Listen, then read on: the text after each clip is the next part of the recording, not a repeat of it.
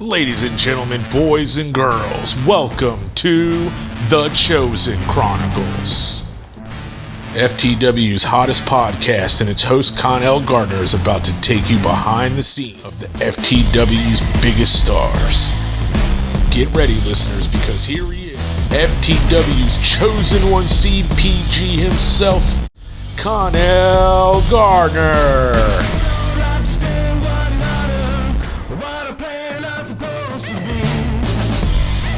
3, 2, 1. Ladies and gentlemen, welcome to the first episode of the Chosen Chronicles.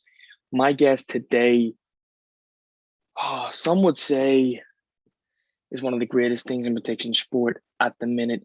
He is a two-time Intercontinental champion. He's the current leader of the Den of Deceit. He has the longest collective championship reign, with his first reign going from the 9th of January 2021 to the 31st of January 2021, the second from the 21st of March till now.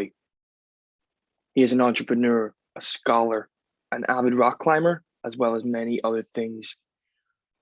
From Manhattan, New York, ladies and gentlemen, the Pinnacle, Alan Matthews.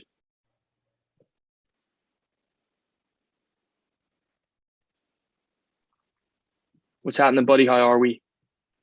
Doing good. Nice of you to join me at the minute. First of all, I'd like to thank you for being the first guest on the Chosen Chronicles. As I've been talking to you before, it's a little bit for us to tear back the mask of prediction sport.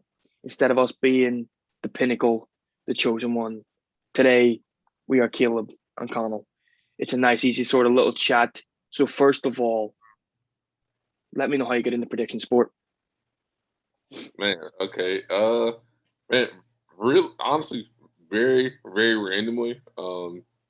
Me being joining FTW, first time I'd ever done anything with prediction sports at all.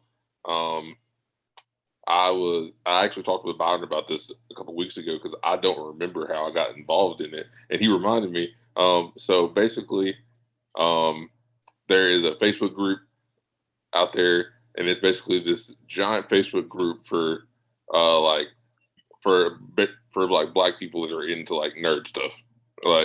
It's one of the biggest blur groups or whatever on Facebook. And anyways, one day I was in that group, and somewhere in there, Byron had made a post talking about the league. And just put it out there, I think maybe even in the comment section, hey, I'm doing this. Just boom, check it out. And I just happened to click on it, and I kind of looked at it, and I was like, this is interesting. I'm already watching wrestling. I already feel like I have a good idea for this. So let's just try it out and see what happens. So to go back into that, did you find it easier having that background knowledge to try and, for the first couple of weeks, to try and create that character that we know now as the Pinnacle? Did you find it maybe a little bit harder to tap into that creative side, or did that sort of come natural to you? Let's see. So when I initially hopped in. Yeah. I don't know what happened there. I think the sort of Wi-Fi is cutting between us, but okay. I wasn't sure what happened. But yeah, so because I know with my stuff that when it comes to sort of trying to do written promos, that when I do them, it's not the best. With verbal promos, I can get my point across a lot more because you can sort of see the emotion. When you're sitting there with a glass of bourbon, looking down the camera, do you have that sort of effect where when you see someone comes on to the live video, or when you see someone comment, do you instantly want to respond? Or is it one of them things where you still stay focused and you try to get your point across from the original promo? Let's see. Can you still see me? Yeah. Okay. Yeah. Some weird with it on my end. That's why I asked. All right. I'll keep talking. So yeah, man. So starting out with the promo things, I started out kind of writing more, I think. And then I kind of decided to move to the talking promos. I'm usually consider myself more of a talker anyways. And I will say there is kind of a difference between when I'm gonna just I guess record one versus going to live. And it is kind of a thing with the live where I'm intentionally telling myself when I'm doing that I'm not paying attention to whoever drops in. Like I'm assuming like I'm basically just assuming at that point, imagining that there's thousands of people watching, and so I'm not paying attention. I'm always, to help keep my own self focused, basically. Uh, um, and let's see, yeah. Generally, when I think about doing the promos, I think I usually have like kind of like bullet points of some things I want to say, and I might have like one or two lines that like, I already kind of have going, but it's not really fully scripted out. And usually once I hit go, I kind of just like freestyling and ad libbing the points in between, if that makes sense. Yeah, see, that's at the start, that's what I've done. Because I've been in this for, I know I'm 19, but I've been in this for maybe 5, 6 years now in different leagues and whatever else. When I first started out, I used to plan everything that I was going to say. And like everything would have been sitting there and I wouldn't have went off script. As I got used to it, I think I sort of went to the point where, especially when I was working with Haywood, when I first joined here, that anything and everything I said was off the top of my head. Nothing was ever planned, and just I reacted to whether it was Luscious or it was the likes of say you or Byron or someone commenting under. It was one of them ones where I just reacted. But yeah, I think as you get on, it becomes a whole lot easier to start doing verbal promos because you get used to the character. You find out more who you are. True. So sorry, go ahead. I was something. I would agree. Like the longer I think you're kind of in character, you can kind of start thinking of more ideas of like how you want to, like what you want to do with that. Yeah. And then and for me personally, I also think that my own general background helps me out with like the promo thing because I've been involved with like religion in the church, and I've like started preaching in a church when I was like 17, 18. So and so between that and then doing school, I'm always having to like do a sermon or do like a lecture or a presentation for a class or something. So like that. So for me, that general concept of talking is already like something that I do. Like that's really one of the main things that I do. So doing it with wrestling, something that I already kind of watched. It's fun for me because usually I have to talk about more like I guess some more serious things, serious topics and stuff that you don't really potentially you wouldn't want to talk about. Yeah, I get you. Right. Yeah. And so this one, it's like I'm kind of getting to say, is an avenue where I can kind of talk and be creative, but there's not as much, real like stress involved with it. Yeah. And I can have some fun with it. So going on to that, how different is Caleb from Alan Matthews? Is there much of a difference, or how did you sort of come up with that? Dare I say, sort of like not egotistical, but sort of like that, just that sort of chilled, sort of laid back guy that just sits and sips his bourbon and just doesn't seem to get annoyed at anything, but can still be one of the longest reigning, if not the longest reigning championship with his collective reigns. I mean, let's see. I got lost in that question for a second. Hold on. How do I do that? Yeah, I'm sorry. What was the question again? It's sort of just being like, how different is Caleb from Alan, from Alan Matthews? How different? So yeah, how different is Caleb from Alan Matthews? Yeah, kind of different and kind of not. Like, is what I would really say. I would say that Alan Matthews, or like the Pinnacle character, is a version of myself that's kind of like basically when I crafted the Pinnacle, I thought, what would a version of myself be that was like that just essentially had like less humility? Like what would a more confident, like more vain, like slightly more egotistical version of myself that is not, like that doesn't have like, humility. What would that be like, with mixed in with this kind of like air of, aristocrat, blue blood, kind of whatever mixed in with that. Yeah, see, that's sort of a nice way to think about it, because I think most of us have our characters as, or like versions of us that the public don't get to see. So I think that it's brilliant that when Byron has this, or other people of other leagues, that when we get in here, we portray ourselves, but just in a different light. And maybe it is those people that lack confidence with the big group, or those that wouldn't normally in high school or something like that, wouldn't have been the popular kid, but whenever they come in here, they're the best. They're the best around. And yeah, so it's nice to see that we can all be our characters, but when we're talking at the same time, you can see little glimpses of Alan Matthews and you, the Chosen One and me, definitely Hollywood Haywood and Haywood with the energy. But so it is nice to see that. But another one would sort of be just another question in there: WCW or WWE? I mean, does it really have to be? Man, you got to really like that. It's got to be one or the other. It's got to be one or the other. Or were you one of these fans that watched both? Yeah, I mean, like I was truly like I was, especially when I was able to finally get like satellite TV and out in the country where I was living, I definitely was like kind of flipping back and forth between those two.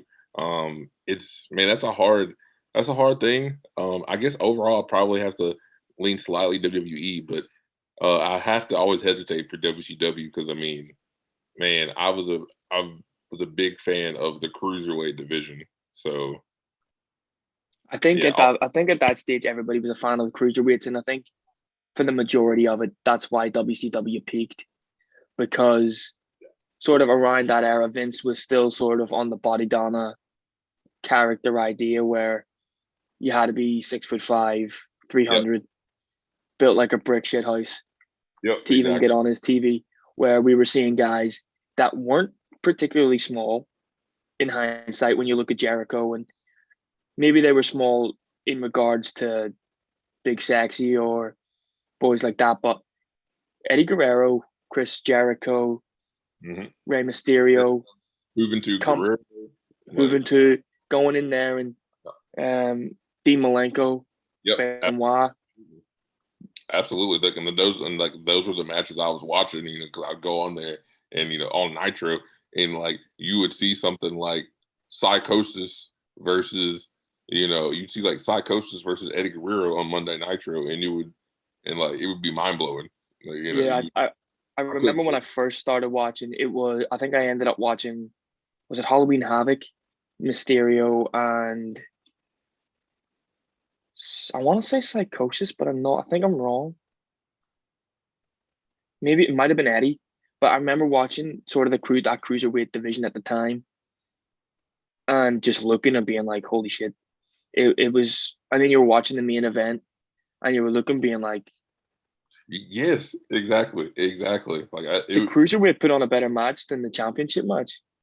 They did, and the thing is, like, if you look back at like the old like pay-per-views, like they always do the cruiserweights out there at the beginning and for that first match, and it's always like dead silent every time they go out there. But by the end of the match, you always look, and the crowd is always like popping like crazy. They always knew how to put on a good show. Ultimo Dragon appearing with all of like the belts and the Super J Cup. I dug that. So yeah, exactly. I think it's just the cruiserweights, especially in the last couple of years as well. They were brought back in with the Cruiserweight Classic, and different stuff like that. But unfortunately, I think they've sort of fell off the wagon again. Man, I mean, 205 is still out there making episodes, but it's not great to look at. I've looked at a couple episodes here recently, but it's not good.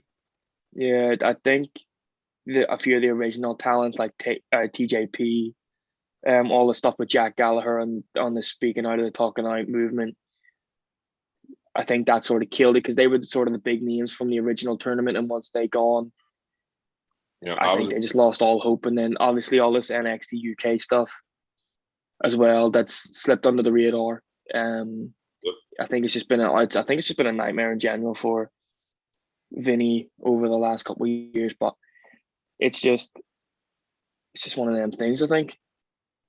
Yeah, it is just one of those things, but I don't know. Luckily, I can kind of go back and look at the old stuff, and there's still new stuff happening too in other spots.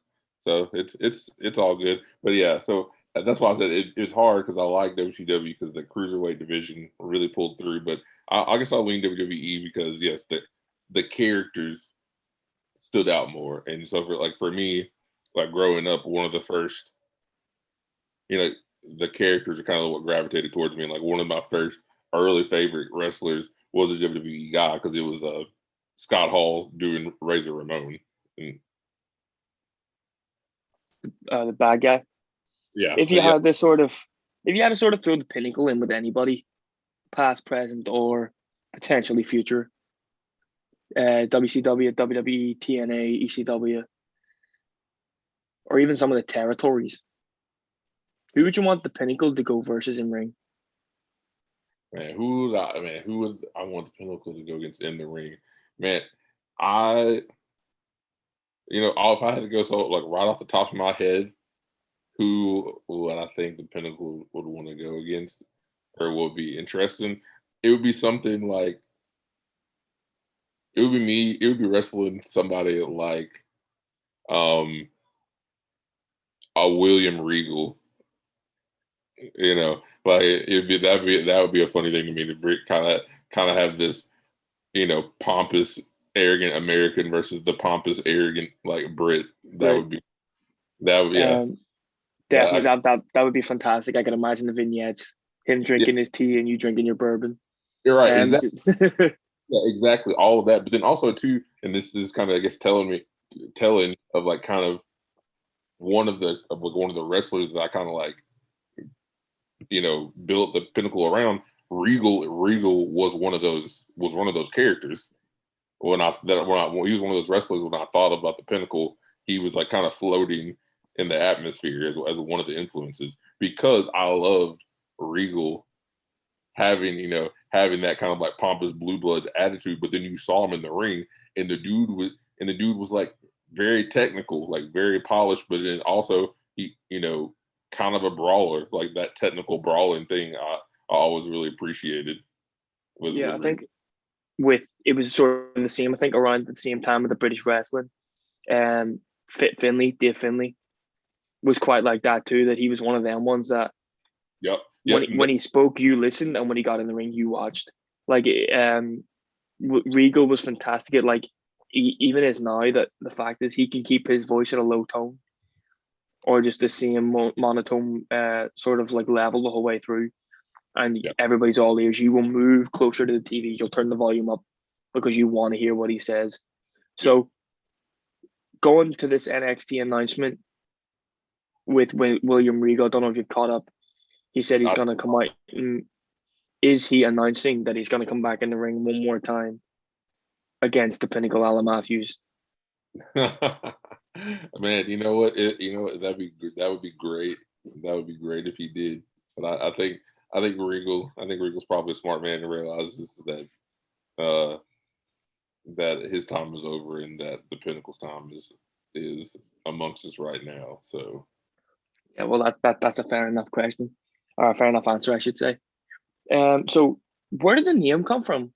Because obviously we've seen over the last couple of weeks that MJF and AEW have decided to take your name and have decided to steal some of your promo ideas, whether Byron's been sending them across or they have a spy in the group.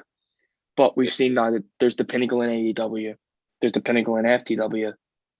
What's your ideas on that, and how did you come up with the Pinnacle name? First of all, yeah, when that whole thing happened with AEW, it was, man, like I thought that was the funniest thing possible. But also I liked it because it was kind of a confirmation that, like, you know, the idea that I had was a good one.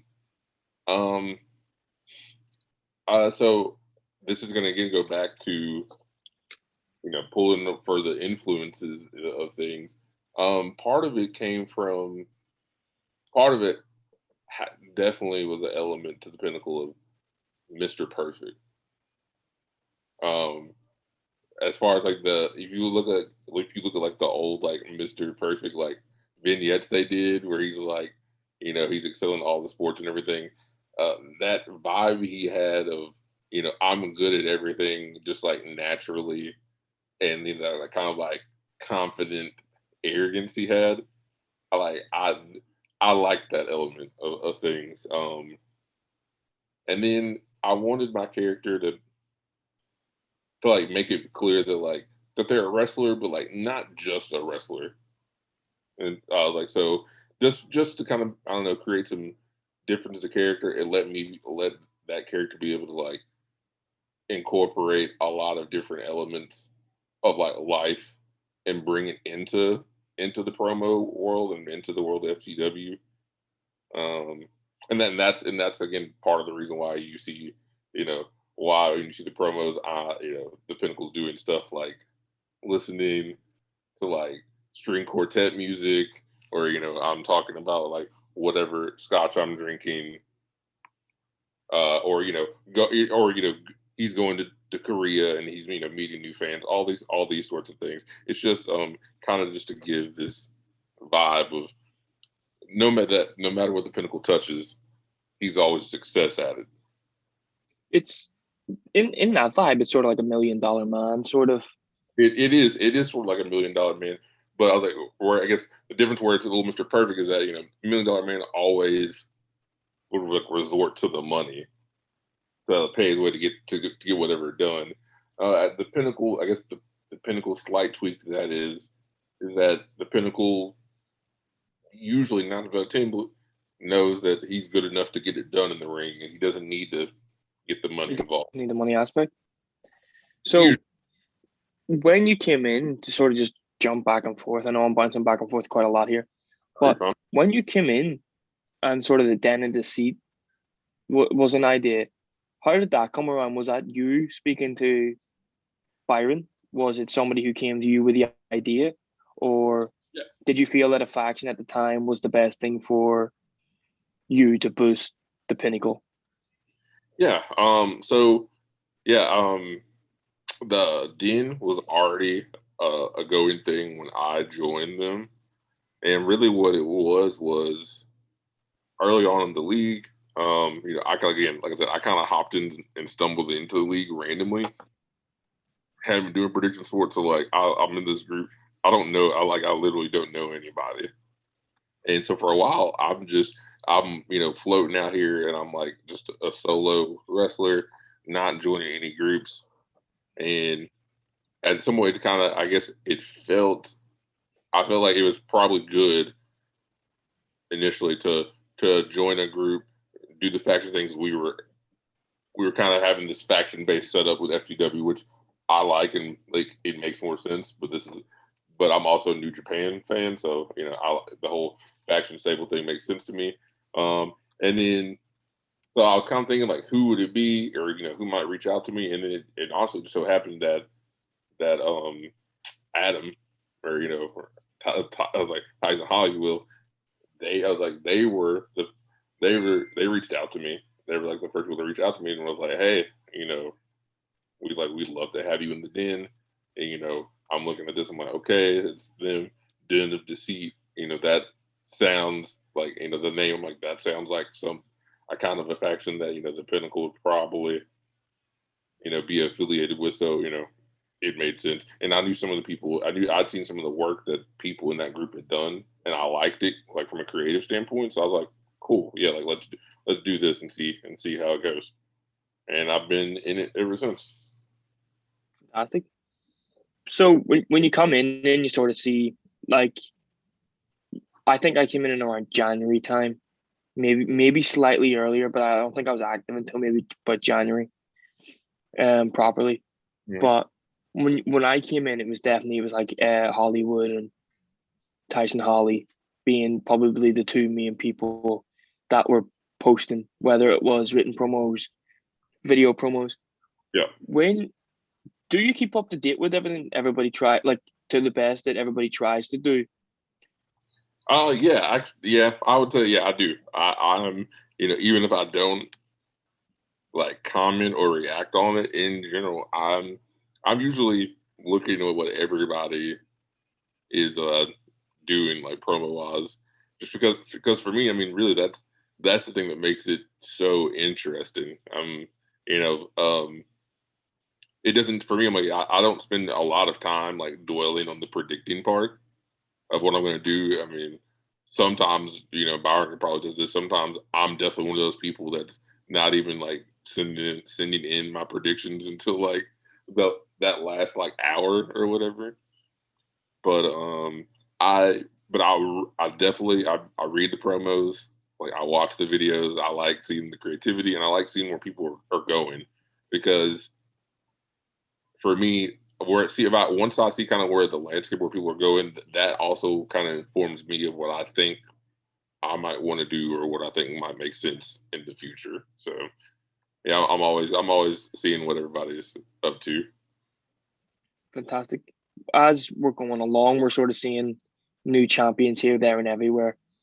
Currently, my boys are the Alliance. Havoc has now won the UK after Nurgigante beating me twice. I just couldn't win it back. Fair enough. We're seeing new champions everywhere. Out of sort of like the roster that we've seen, out of the new sort of creativity, people posting promos all the time. Mm-hmm. Who do you think would be a future champion? I think will be a future champion. Man, I mean, there's a lot of interesting people. I would say. I mean, Negrigante, he just lost the UK belt, but I mean, he's a sleeper. Honestly, the person who beat him, Tom Phenom? Yeah, it was Havoc. Havoc. Okay, yeah, Havoc. Yeah, Havoc. I was like, Havoc's pretty impressive. I was like, Chuck Diesel. He's always put up some solid performances.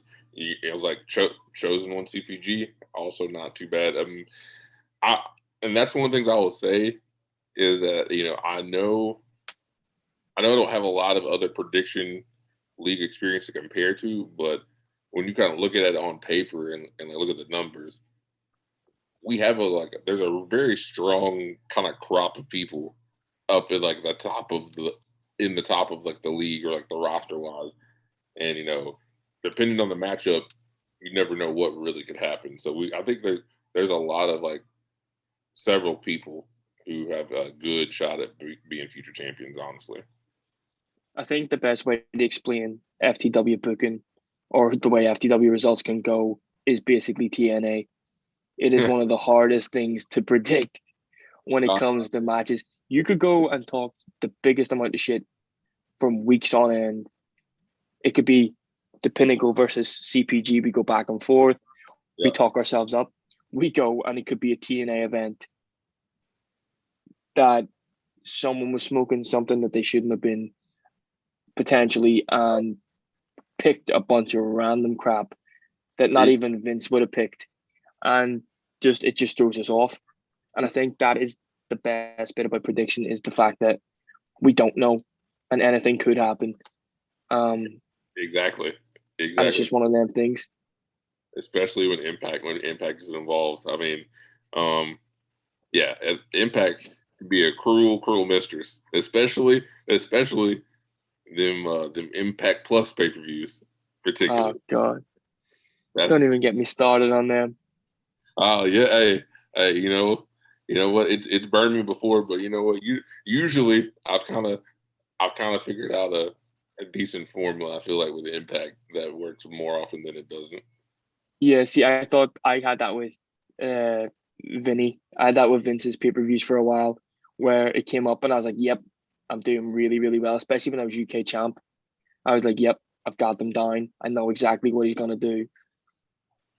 And now I couldn't tell you. They just, I swear, they just change the format every couple months, and it's just Yeah, and especially Raw. I mean, Raw right now. I mean, in addition to being like very unappealing to watch, is also been very hard to predict booking wise. I think the only decent thing to come out of Raw in the last couple of weeks has been RK Bro.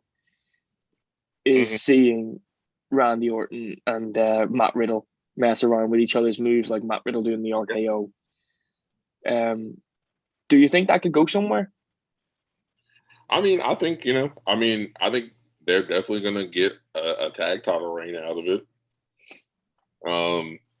I don't necessarily foresee it being the longest tag title reign, but I think they'll get a tag reign out of it. And I'm pretty confident that when they do the singles feud after they split up or whatever, that's going to be good. Like I think that's going to be quite good. They both can go in the ring, even though they got two different styles. So yeah, I think that for me, I'm kind of looking forward to whenever they decide to finally pull the trigger on that. Just as we go to finish, because I think we've been on here about 30 odd minutes. I don't want to take any more of your precious time. We've said that we've both met Byron through weird ways. You met him through that group where you just talked. I met him when he came to PWMF. For those that don't know, it's another group that my fellow Punisher, the Corporal Punisher, runs. And Byron came in and we were doing this whole invasion angle. How detrimental has Byron been to the career of the Pinnacle? Or how much of impact has he had in general? And is there anything that you'd like to throw his way, whether it's praise, whether it's something else? Oh, detrimental, man. I would say yeah, nothing detrimental.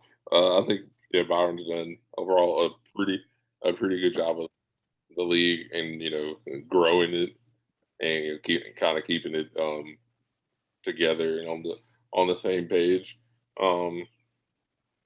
Yeah, like, I don't really have anything to say in that way. Definitely thankful for him doing also what he does. The live scores, those come in clutch.